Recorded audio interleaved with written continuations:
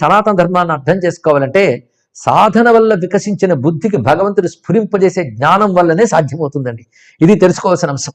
అదేవిధంగా ఆయన ఇంకా పైకి ప్రయాణం చేస్తూ ఒక చోట కాసరాదేవి మందిరం ఒక మందిరం ఉంది. దాని సమీపంలో దట్టమైన అరణ్యం ఉన్నది. అక్కడ ఆయన ఒక గుహలోకి వెళ్ళి తపస్సు చేశాడు చాలా కాలం.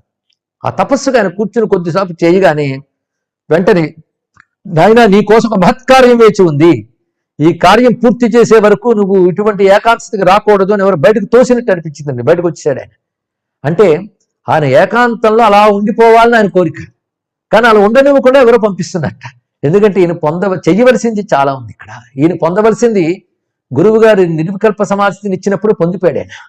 ఆ తర్వాత జీవన్ముక్తుడిగా సంచరించవచ్చు, కానీ తాళం వేస్తే అని చెవి నా దగ్గర ఉంది అన్నారు. ఇక్కడ మొత్తం నీ పని అయిన తర్వాత చెవిస్తాను అంటే అర్థం ఏంటంటే మళ్ళీ ఆ నిర్వికార స్థితితో నువ్వు కైవల్యం పొందడానికి లోపల నువ్వు చేయవలసింది చాలా ఉంది అని చెప్పారు. మొత్తానికి అక్కడి నుంచి అల్మోరా నుంచి ఆయన కర్ణప్రయాగ, రుద్రప్రయాగ వీటి మీదుగా శారదానంద, అఖండానంద, కృపానంద మొదలైన వారితో కలిసి ప్రయాణం చేశాడు ఆయన. అలకనంద నదీ తీరంలో వారు ఒక కుటీరంలో దాదాపు 1.5 నెలల కాలం ఉన్నారండి. ఆ సమయంలో భిక్షాటన చేస్తూ జీవించేవారు. మిగిలిన సమయం అంతా కూడా శాస్త్రాధ్యయనం, ధ్యానం, తత్వ విచారణ వీటితోనే కాలం గడిపారు.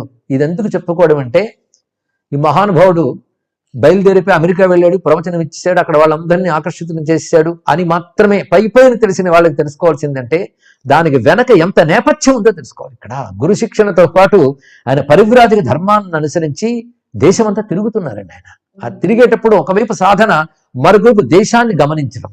ఎందుకే దేశాటనం అనేది ఒకానొక బోధన, ఒక అధ్యయనం. అది అందుకే గ్రంథాలు అధ్యయనం చేయడం అంత అవసరమో దేశాటనం కూడా ఒక అధ్యయనంగా చేయాలి. అది నేనున్న చోట కూర్చుంటాను అంటే ప్రపంచం తెలియదు, ప్రపంచం తెలియకపోతే పరమాత్మ అంతకంటే తెలియదు.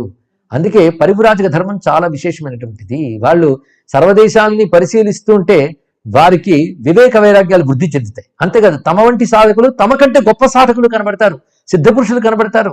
దాని ద్వారా వాళ్ళకి వచ్చే స్ఫూర్తి కూడా చాలా విశేషంగా ఉంటుంది. అందుకే ఇది గొప్ప అంశం అండి ఇక్కడ పరివ్రాజక ధర్మంలో.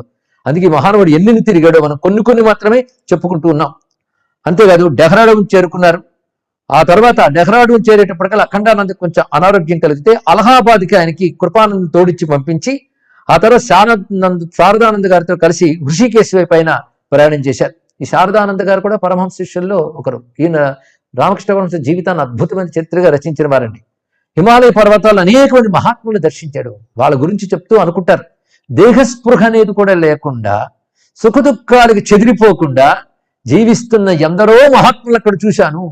అందులో ఒకడు పిచ్చివాళ్ళు ఉంటాట, ఒంటి మీద గుడ్డ పిరిగలకు కూడా తిరుగుతుంటాడు. పిల్లలు రాళ్ళు వేసి కొడుతున్నట్ట, ఆయన్ని ఒంటి రక్తం వస్తుంది, ఆయన నవ్వుతూ చూస్తున్నాడు పిల్లల్ని ఆడుకుంటున్నట్టే.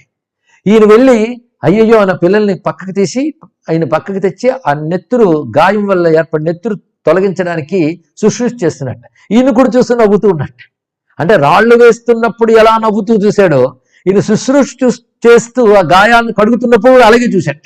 చూడటమే కాదు, స్వామి అని నమస్కారం చేస్తే అంతా నా తండ్రి లీల అని నమస్కరించి వెళ్ళిపెట్టండి. ఇలాంటి మహాపురుషులు ఆయనకి హిమాలయ యాత్రలో చాలా మంది కనిపించారు. ఆయన చూసిన వాళ్ళని కొంతమందిని గుర్తు తెచ్చుకుంటుంటారు.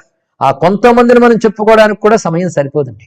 మొత్తానికి భగవదన్వేషణలో లేదా ఆత్మాన్వేషణలో లేదా పరమార్థాన్ని పొందడమే జీవిత లక్ష్యంగా కలిగినటువంటి సాధనలో ఆ సాధన అసిధారావృతం. ఇది తెలుసుకోవాలి. అది సామాన్యమైనది కాదండి, కఠోరమైన సాధన. అందుకే క్షురస్య ధారా నిశిత దురత్యయా దుర్గం పథ అని కఠోపనిషత్తు చెప్తున్న వాక్యాన్ని ఈ సమయంలో గుర్తు తెచ్చుకోవాలి. మొత్తానికి అటు తర్వాత మళ్ళీ ఈయన అనేక ప్రాంతాలు సంచారం చేశారు, హిమాలయ పర్వతాలతో ఆగిపోకుండా. ఎందుకంటే ఆయన్ని ఎక్కడ ఏకాంతానికి వెళ్ళినా మళ్ళీ వెనక్కి తోస్తూ ఒక శక్తి ఉందని ఏదో చెప్పుకుంటున్నాం. ఎందుకంటే ఆయన జీవిత కారణ ప్రయోజనం ఒకటి ఉన్నది, దానివే ప్రేరేపిస్తుంది ఒకానొక శక్తి.